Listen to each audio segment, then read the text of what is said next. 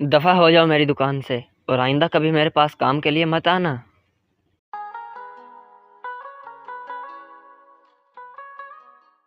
लो, एक और नौकरी से निकल गया। कितनी बार कोशिश की है, लेकिन मैं इस आदत को छोड़ क्यों नहीं पाता। अब क्या करूं? कहां जाऊं? इस गांव में तो कोई मुझे काम पर रखने के लिए तैयार ही नहीं है। दुनियापुर गांव में अपनी चुगली की आदत से तंग अच्छो नाम का एक व्यक्ति रहता था।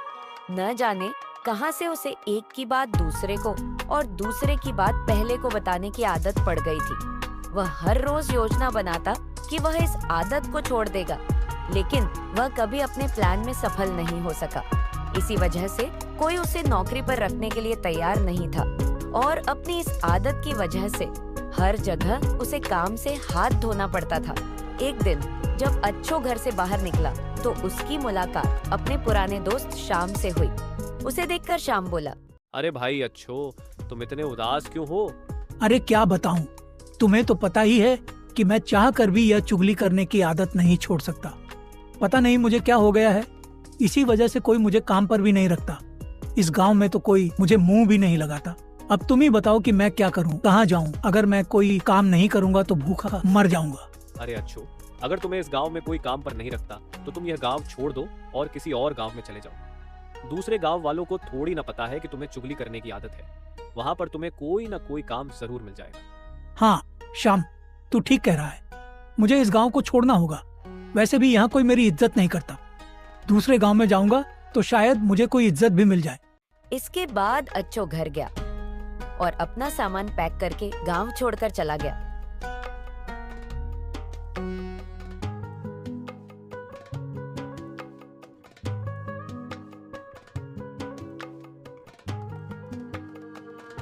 थोड़ी देर में वह एक जंगल में पहुंचा। हाय हाय, थक गया हूँ। ऐसा करता हूँ कि कुछ देर यहीं इस पेड़ के नीचे आराम कर लेता हूँ, फिर अगले रास्ते को तय करूंगा। कुछ देर आराम करने के बाद अच्छो वहां से उठा और फिर अपनी मंजिल की तरफ चलने लगा।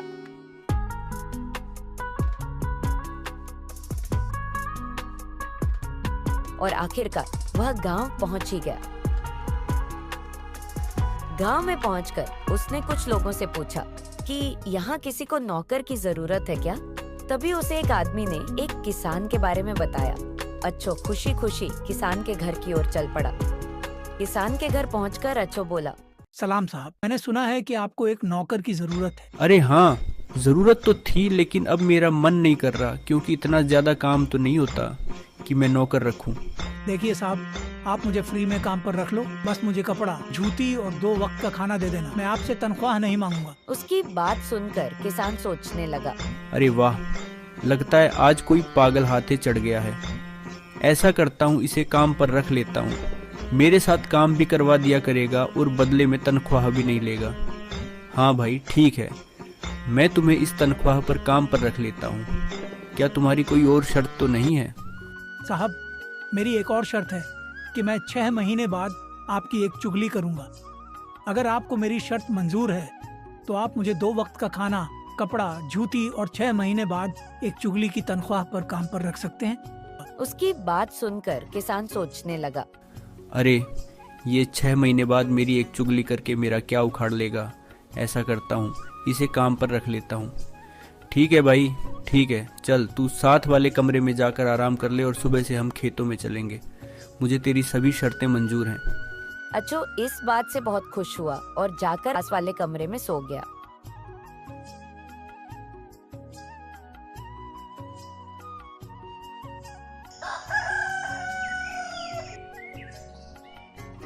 अगले दिन से अच्छो सुबह जल्दी उठता और किसान के साथ उसके खेतों में काम करवाता।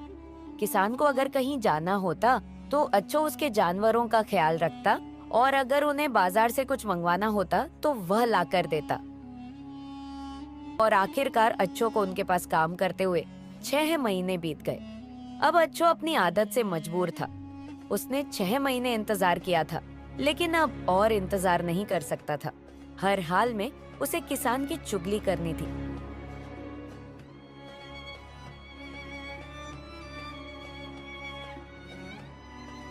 एक दिन जब किसान खेतों में फसल कटवा रहा था, तभी अच्छो ने मौका देखकर किसान की पत्नी से अरे मालकिन, अगर आप बुरा ना माने तो आपको एक बात बताऊं। अरे हाँ हाँ अच्छो बताओ, इसमें पूछने की क्या बात है? मालकिन, मुझे समझ नहीं आ रहा कि मैं ये बात आपसे कैसे कहूँ। मालकिन, दरअसल बात ये है कि मालिक को कोढ़ का रोग हो गया है और मालिक ने ये बात आपसे छिपा कर रखी हुई है। यहाँ तक कि ये बात मालिक के अलावा सिर्फ और सिर्फ मुझे ही पता है। अरे अच्छो, तुम झूठ बोल रहे हो ना? अरे मालकिन, मैं इसी सोच में था कि आपको ये बात बताऊं या नहीं, और वैसे मुझे झूठ बोलने की क्या जरूरत है। इस बात में न तो मेरा कोई फायदा है और न ही मेरा कोई नुकसान। अगर मालिक कुछ दिनों में मर गया, इसमें नुकसान आपका या मालिक का ही है। हाँ वैसे तुम ठीक कह रहे हो, इसमें तुम्हारा तो कोई फायदा या नुकसान नहीं है। देखो मालकिन, अगर आपको मेरी बात पर विश्वास नहीं आता तो आप खुद ही देख लेना। जब आप कल को मालिक को खाना देने जाओगी तो वहाँ जाकर देख लेना।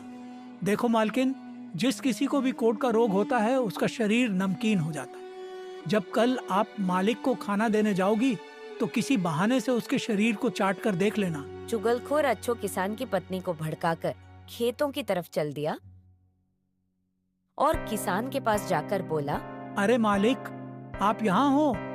वहाँ गजब हो गया, गजब हो गया मालिक, गजब हो गया। अरे अच्छा, तू इतना परेशान क्यों है? क्या हो गया है? मालकिन पागल हो गई हैं। वो हर किसी को काटने को दौड़ रही हैं। जो भी उनके पास जाता है या वो किसी के पास जाती हैं तो उसे काटने के लिए दौड़ती हैं। अरे क्या कह रहा है? तेरा दिमाग तो ठीक है, ऐसे कैसे पागल हो गई है? अगर आपको मेरी बात पर विश्वास नहीं आता तो जब वो दोपहर को आपको खाना देने आएंगी तो आप फिर देख लेना। ठीक है, वैसे भी अभी यहाँ पर फसल पड़ी है, इसी वजह से मैं गांव से जा नहीं सकता। जब वो खाना देने आएगी तब मैं देख लूंगा। अच्छो अपने मालिक को भड़काकर वहाँ से उसके ससुराल वालों के पास चला गया और जाकर बोला, अरे कैसे लोग हो तुम? लानत है तुम्हारे जैसे भाइयों पर। अगर मेरी बहन होती तो मैं उसे पलकों पर बिठा कर रखता, लेकिन वहाँ तुम्हारी बहन, उसका तो पूछो ही मत। अरे अरे, कौन है तू और क्या बकवास कर रहा है?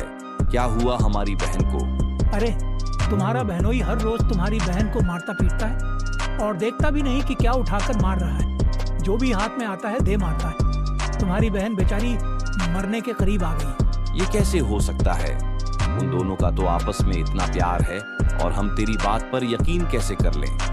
अरे अगर तुम्हें मेरी बात पर विश्वास नहीं आता तो कल दोपहर को जब तुम्हारी बहन किसान के पास उसे खाना देने जाएगी तब तुम वहाँ जाकर देख लेना कि वो उसे मारता है या नहीं। ठीक है, हम कल वहाँ चले जाएंगे, लेकिन अगर ये बात झूठ निकली तो हम तेरा गला काट कर तुझे उल्टा लटका देंगे।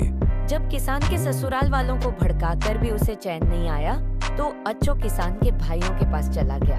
किसान के भाइयों के पास जाकर अच्छो बोला, अरे कैसे भाई हो तुम लोग? शर्म आनी चाहिए तुम्हें। लानत है तुम्हारे जैसे भाइयों पर। अगर तुम्हारी जगह मैं होता तो उनको मार मार के भरता बना देता। अरे भाई, कौन है तू? सांस तो ले ले। क्या हुआ और तू हमारे ऊपर लानत क्यों भेज रहा है? और तू किससे मारने की बात कर रहा है? अरे तुम लोग तो यहाँ अपनी जिंदगी आराम से गुजार रहे हो और वहाँ बेचारा तुम्हारा किसान भाई, उसको उसके साले जब मन चाहे आकर पीट देते हैं। अरे क्या उनकी इतनी हिम्मत कि वो हमारे भाई को मारते हैं? लेकिन हमारे भाई ने तो हमसे कभी इस बारे में बात नहीं की। अरे वो बेचारा तुमसे क्या कहेगा कि वो अपने सालों से मार खा रहा है, अपनी पत्नी के भाइयों से मार खा रहा है। अरे तुम्हें शर्म आनी चाहिए। और अगर तुम्हें मेरी बात पर विश्वास नहीं आता तो कल दोपहर को खेतों में जाकर देख लेना। ठीक है, हम कल वहाँ पहुँच जाएंगे, लेकिन अगर ये बात झूठ हुई तो हम तेरा वो हश्र करेंगे कि तेरी 7 पीढ़ियां याद रखेंगे। इसके बाद अच्छो खुशी खुशी घर के लिए चल पड़ा। अगले दिन जब किसान की पत्नी दोपहर के समय उसे खाना देने पहुंची